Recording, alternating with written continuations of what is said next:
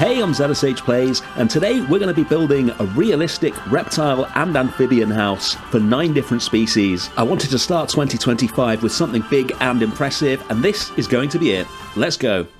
The build is going to be called Life in Cold Blood, and it is based mainly on the secret life of reptiles and amphibians at London Zoo. We're going to build it just behind the Swan Lake, and while I was laying it out, I happened to catch our pair of swans mating, so we'll get an update on that later on in the video. But let's start building. We're going to start by raising the ground where we're going to build Life in Cold Blood, just for a bit of variety, and then we're going to do some experiments. So with this being a sandbox zoo, what I want to build are some really realistic, smaller habitats for some of the reptiles, such as the Asian water monitor and the spectacled caiman, and then mix that up with exhibits for other reptiles and amphibians, and make sure that each habitat and each exhibit is unique and looks really realistic. So what you're seeing there is the smallest possible habitat that we can get an Asian water monitor in, where they still have a traversable area and can actually walk around it. That's the first habitat we're going to build. Before that, we're going to put the layout in and all the paths to make sure our guests can get around here. As well as the 2 habitat animals, we're going to have 7 exhibit animals in here, and one of the most important things that I want to do is make sure that all the exhibits look appropriate for each animal, so we can get away from these huge boxes. So some of the exhibits are going to be made to look much smaller using the building pieces, and some of the exhibits are going to be made to look bigger by joining more than one of them together. Once we've got these basic first exhibits in the right spot, we'll start building our first habitat for the Asian water monitor. We've worked out the smallest possible habitat that we can make for these guys where they'll still be able to walk around it. So what we're going to do is put that in here, and then once we've got that part of it in, and we'll join it up with one nice long piece of glass at the front, we'll move that habitat as close to the paths as possible. And then next to it, what we're going to have is a little glimpse into the behind the scenes for the guests, which is something you see a lot of at the reptile house in London Zoo, and I really like that. Tried a few different buildings out, and the keeper hut works best, so we'll incorporate a little window there so that the guests can see into it, and we'll detail that later. Opposite it, we're going to have a habitat for the boa constrictor, so we're going to have 2 exhibits next to each other to get that to a more suitable size. And then finally at the back, we're going to build a habitat for the spectacled caiman. So again, this is going to be about as small as it's possible to get for them to still have a traversable area. And then we'll put the last of the paths in, and we can move on to creating the habitats themselves. We'll start with the water monitor, and I want this to be an ultra-modern reptile house habitat that is absolutely full of plants and branches and trees and water for it. So I've expanded the size of the habitat and then put a wall in so it looks like it's still its original size, but the actual habitat's slightly larger so that I can get some water in. And then we're going to start decorating that wall so it is completely covered in rockwork and looks really natural. We're going to primarily be using the faux rocks for this, with a few of the natural rocks mixed in. And I want the end result to be that every habitat and every exhibit in this building doesn't have a single visible bit of plaster or wall or anything like that. It's going to be completely just rocks, plants and branches. So we'll get a nice pattern going here that's going to go along the back of this wall and most of the other walls in this building as well, using lots of the different faux rocks until we get a pattern. And then we'll move this to the back, and then we can drop it down and use this as the base of the walls because it protrudes quite a lot, and then we'll get some flatter rocks above it to make the top of the walls. You can see this is already starting to look like a decent pile of rocks at the bottom of the habitat, so we'll get 2 of them in, and then we'll start putting some other rocks above it, so some rocks that protrude slightly less here, and then later on we'll put some completely flat rocks above that so that the floor joins onto the ceiling really convincingly. And then we can just group that, spin it round, and start filling in the rest of the habitat with these rocks as well. We'll use some rocks here to create a corner, so it's got even more rocks there, just so everything looks natural and supported. And then we can put a door in for the keepers, which will go in front of where the real door is at the back of the habitat. So we're using a sheet of metal for the door to begin with, or I'm going to switch that out for more rocks later, just so it sits in a bit nicer. And then we'll use some of the twilight wood pieces to create a door frame. The habitat is not very deep at all, so this door is going to be visible to the guests, so we want it to be as subtle as possible. We use that piece there to make a door handle. And then we'll move on to making the viewing window at the front. I've gone with one big bit of glass here because the dividers on the glass barriers are kind of dull. They don't really fit the vibe here, so we're going to make our own using some of the marquee beams. We're just going to have a line of these going up to the top, and we're going to duplicate that a few times so we end up with a slightly 3-dimensional effect on it. Just looks a bit more interesting than the standard ones. And then we can turn that into a surround for the whole viewing window.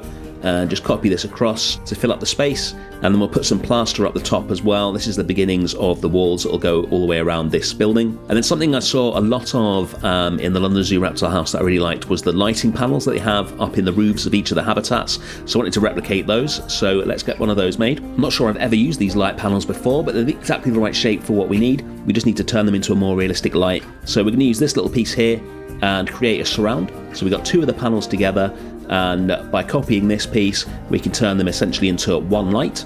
Just need to make sure it's in exactly the right place so that it covers the bottom of the light slightly as well, and then once we get it all the way across we can copy it upwards so it covers the top, and then once we've got those we'll just clone those around the other side of the lights, and then a few pieces so that the lights actually look like they're hanging from the ceiling.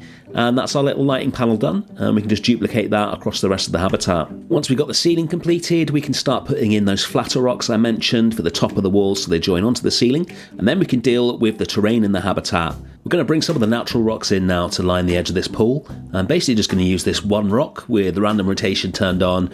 It's a nice small size, fits in well with the size of the habitat here. And just by varying the height of it, the random rotation will take care of the rest. And then we can start planting. You know what that means? It's time to sink some ponytail palms into the floor. Still the best tropical looking plant in the game, I think. Certainly the most versatile. So we're going to have quite a few of these, making sure that they're not poking through the glass or the ground, so they are completely contained within the habitat. And you can see I'm doing something we don't normally do, which is I've actually got an animal in the habitat while we're building, because I need to constantly keep checking that traversable area and make sure that these things I'm putting down aren't going to stop them from being able to move. When we get to the spectacled caiman, I came up with a new technique for doing that, which makes things a lot simpler. We're also going to put some branches in. Sadly, in the game, the Asian water monitor doesn't climb, but in real life, they do quite a lot of climbing. Not as much as they do swimming, but still quite a lot. In fact, the first time I saw an Asian water monitor in the wild, they were sat on a branch in the botanical gardens in Singapore. And then we're going to use some of the tropical plant panels to add a little bit of foliage to those back walls, and use some more to add some more foliage into the habitat without affecting their traversable area. And then it's on to our first set of exhibits. These ones will be for frogs. We're going to have the golden poison frog, the Goliath frog, and layman's poison frog. And then we're going to get some plaster and start turning these into a realistic size. So all we're going to do is use these plaster panels to make little windows, and then we're going to make sure that the exhibit is the right way round and has the correct optional objects on the inside selected so they fit really nicely into there. And with some rocks at the back, they're looking really nice now. Let's move on to the boa constrictor. So this is the two exhibits next to each other, so we need to come up with a slightly different design for the plaster panels here. So we'll move various parts of it across until we've got this much wider, much larger viewing window. And then we're going to do something sneaky in here. I only want one boa constrictor, but we want them to look like one habitat. So we're going to put one snake in each, rotate this one round so that it lines up perfectly with the one next to it, and then we'll remove one of the snakes, and that means that we've still got the right background in there, but there's only actually a snake in one of them, so we're never going to see two snakes at once, which is what we don't want. And then again, we'll start adjusting all the optional extras for the habitat until we can get it to look really beautiful like that.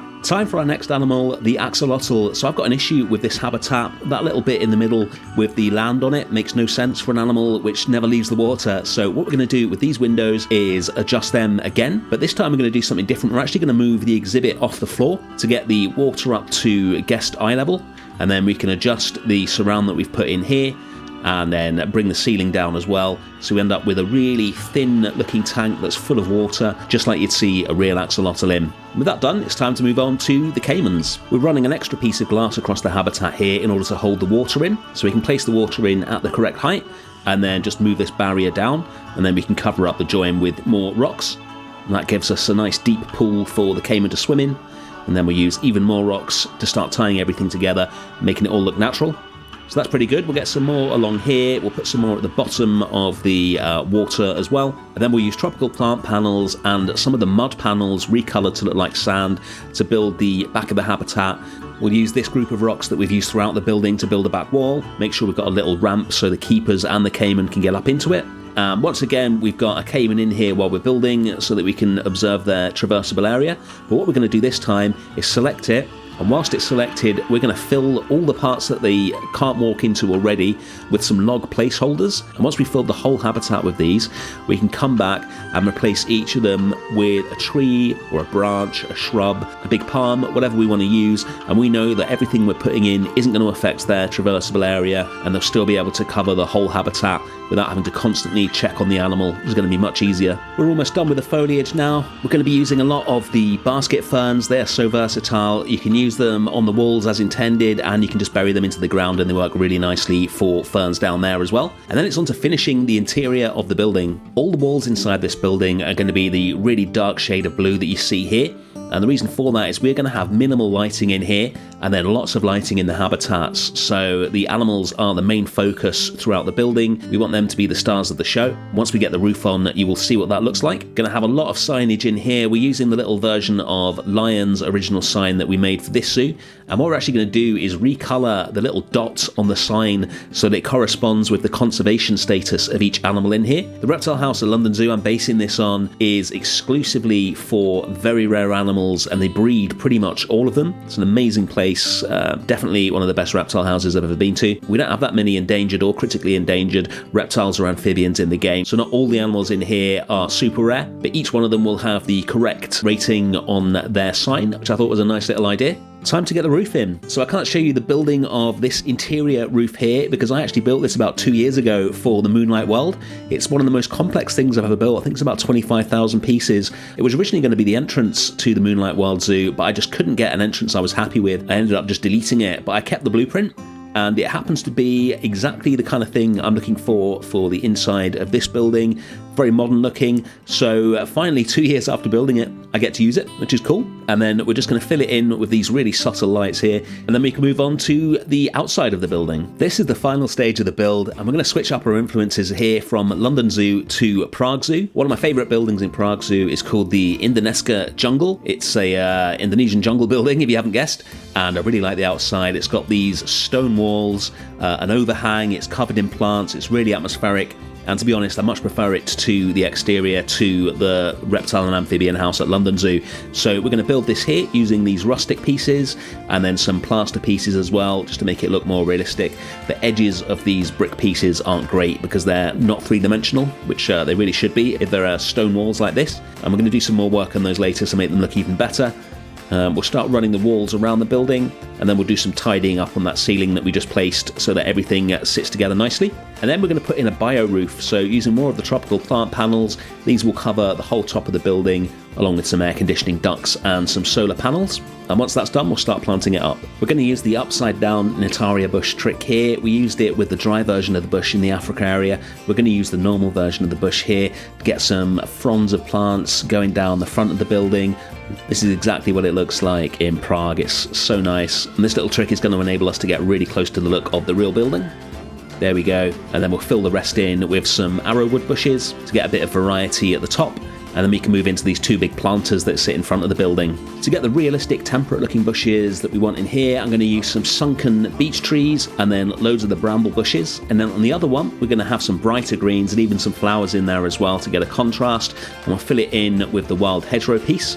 Then we're going to do our little hoster trick to make some climbing plants going down here. Just got random rotation on. We'll do one straight column, and then we'll do one column where we move each one in a little bit as we go up, so we get a nice spread. And once that's done, we'll move on to the final thing that we're going to do today, which is sort out this little extra wall above the entrance. So, as I said before, the edges of these pieces don't look great because they should be three-dimensional. So we're going to fill it in with some of the smallest of the faux rocks, get those into a group, and then lower them down so they're just poking out through the top. And then any pieces that are still sticking up a bit too much, we will move those down. And what we end up with is a really realistic looking stone wall. Once we've moved the last of those rocks down, that is life in cold blood complete. And Bellemont Zoo finally has a reptile and amphibian house. Let's check it out.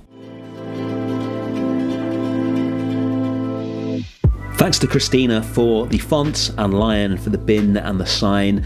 Really, really happy with how the front of this looks. It is so close to the original in Prague. And on the inside, here's our first habitat, the Asian water monitor, with that little peek into the staff area as well. Here he is, still able to fully move around his habitat, despite how small it is by Planet Zoo standards. Here's the boa constrictor habitat, and the boa constrictor themselves. And the little frogs area, the models on these tree frogs are absolutely amazing. It's a shame, despite our disguises, that the habitats are so massive for them, so you can't see them in more detail from outside. We got our axolotl swimming around in their little tank, and then the spectacled caiman at the back. We've got two of them in here. It's Philippine crocodiles rather than spectacled caimans at London Zoo, but they're a similar size, so I think they'd do really well in here. And that's life in cold blood. Let's see where we started today. And this is where we are now. Pretty sizable addition to the zoo. And I said we'd catch up with the swans at the end of the video, so here are the little cygnets. They are so cute, swimming around in their lake. Next week we're going to return to the African area of the zoo to build the enormous savanna habitat that we've been planning since day one. And if you want to see your name in Bellemont Zoo, then hit the join button on the channel and become a member. Thank you to all of you who have done so, and I'll see you again next week for some more Planet Zoo. Bye.